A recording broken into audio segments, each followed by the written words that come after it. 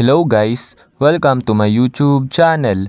Ngayon ay tuturuan ko kayo kung paano mag-download ng Messenger sa Google Play Store.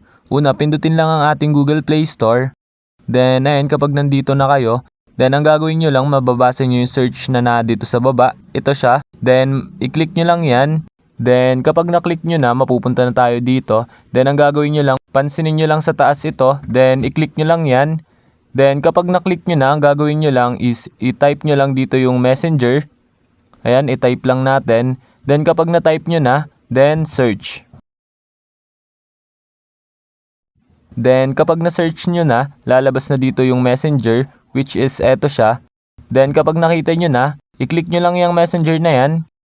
Ayan, then kapag na-click nyo na, ayan, ang gagawin nyo lang, pansinin nyo lang dito yung nakasulat na install, which is eto siya. Then, i-click nyo lang yan. Then, ayan, magda-download na ang ating Messenger. Ayan, wait lang natin siya mag 100%. Wait lang natin siya mag-loading. And kung mapapansin nyo, diretso installing na rin siya. Ayan, kung mapapansin nyo, open na yung nakalagay sa kanya, hindi na install.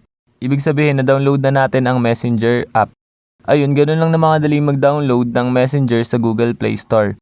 Ayun lang, thanks for watching. Subscribe me for more videos like this. Thank you.